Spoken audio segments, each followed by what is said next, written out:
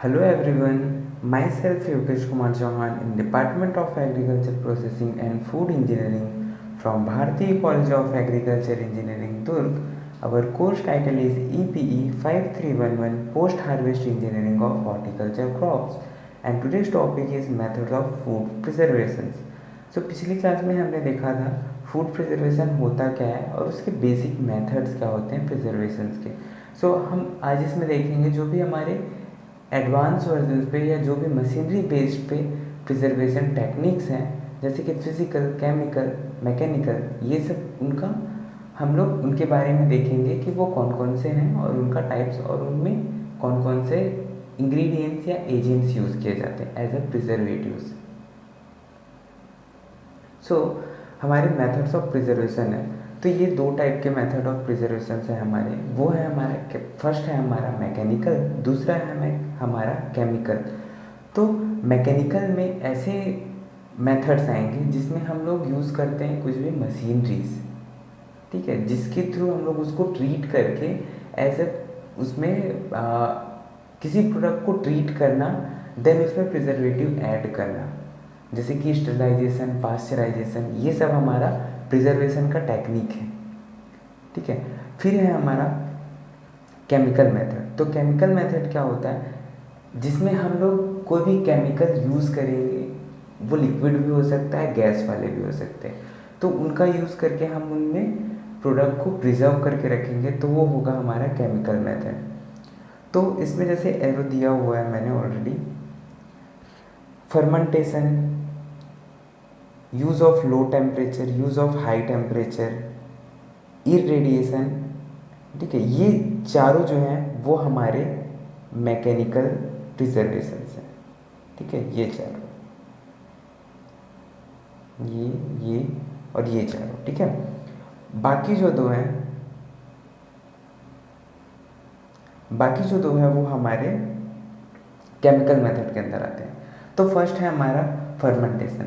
तो fermentation means क्या होता है, सड़ाना। सड़ाएंगे हम कैसे, उसमें एरोबिक और एनारोबिक कंडीशंस आएंगे, मतलब जो बैक्टीरियाज होंगे उनको ग्रोथ करवाएंगे, जो भी माइक्रो ऑर्गेनिज्म होंगे उनको हम लोग क्या करेंगे, उसमें ग्रोथ करवाएंगे, जिसकी वजह से क्या होगा, उसमें एल्कोहल या एसिड प्रोड्यूस होगा जो as a preservative effect produce करेगा, जिसकी वजह से जो स्पॉइलेज फैक्टर जो होगा वो स्लो डाउन हो जाएगा और जो हमारा प्रोडक्ट होगा वो ज़्यादा दिन तक प्रिजर्व रहेगा। तो ये जो है हमारा फर्मेंटेशन प्रोसेस है। तो इसमें हम लोग जैसे प्रोडक्ट को किसी भी माइक्रो ऑर्गेनिज्म जो होते हैं उनके थ्रू हम लोग मल्टीप्लिकेशन करके उनको एक्टिवेट करके हम लोग as a preservative effect produce करते हैं,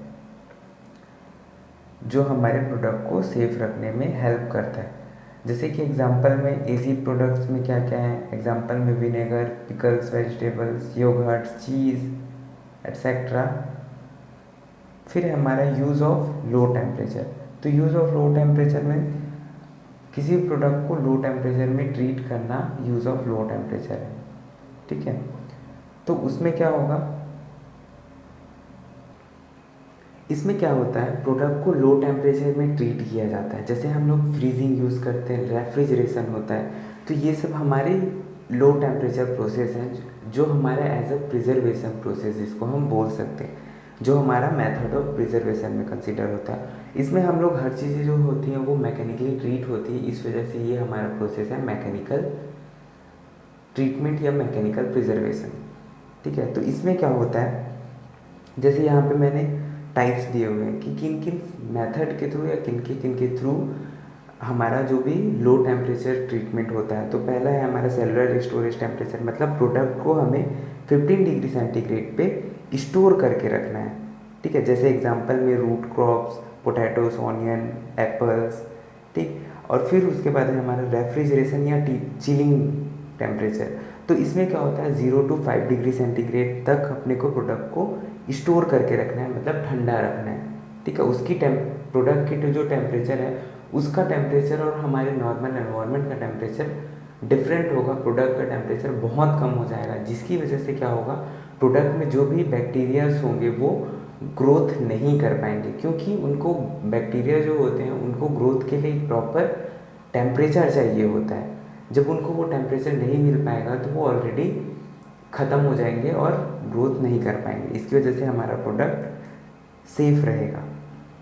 फिर है हमारा फ्रीजिंग, तो इसमें हम लोग -18 to 14 -14 डिग्री सेंटीग्रेड तक रखते हैं।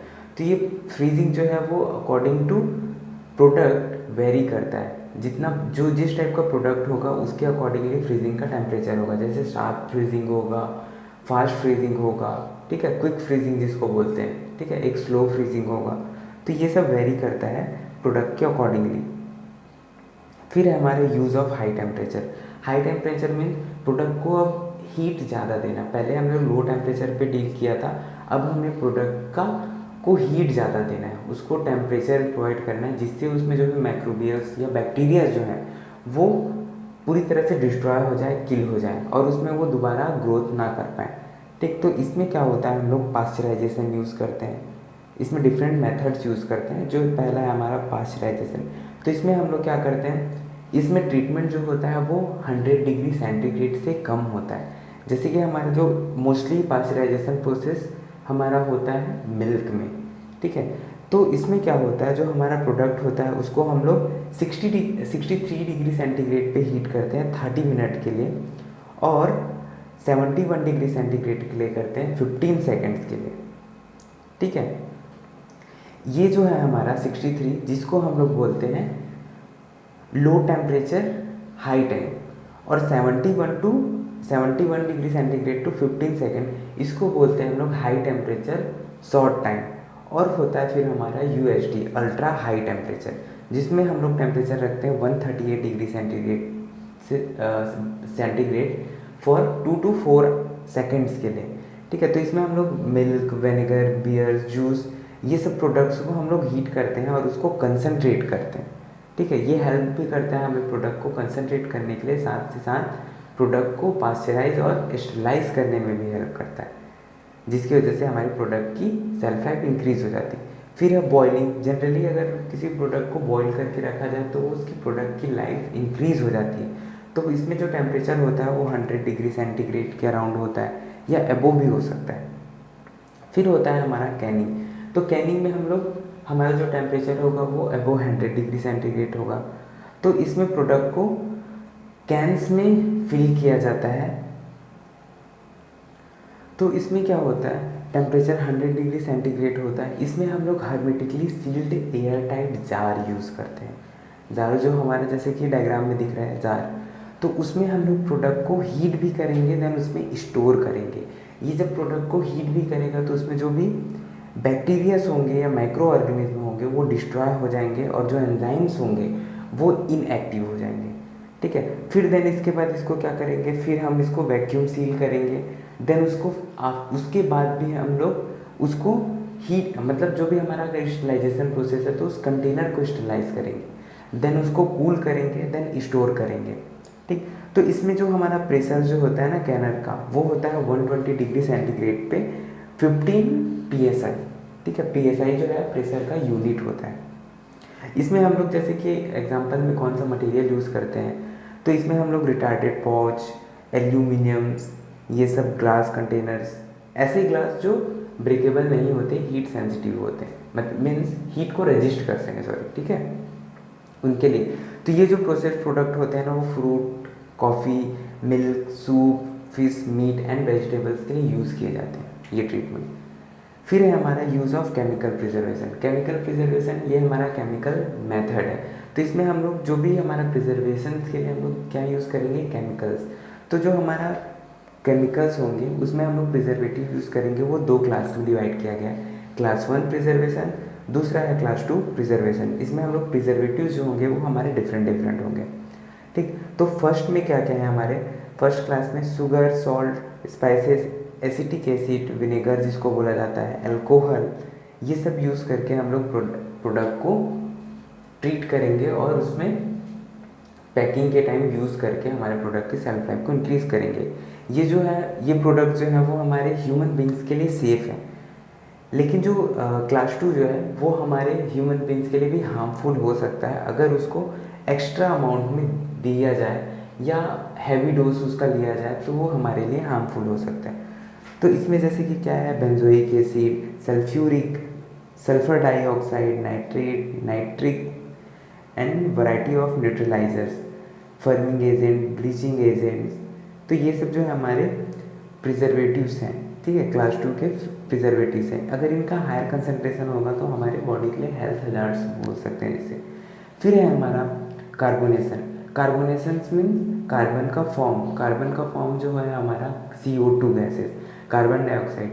तो इसको हम लोग ऐड करते हैं, जैसे मैंने बताया था जब हमारा पैकेजिंग हो रहा था तो उसमें मैप पैकेजिंग था, तो उसमें हम लोग CO2 गैस, नाइट्रोजन, ऑक्सीजन ये सब ऐड करते थे एज अ प्रिजर्वेटिव, जिससे हमारे प्रोडक्ट की लाइफ इंक्रीज हो जाती थी और जो भी उसमें प्रोडक्ट को ख़राब होने से वो बचाता था।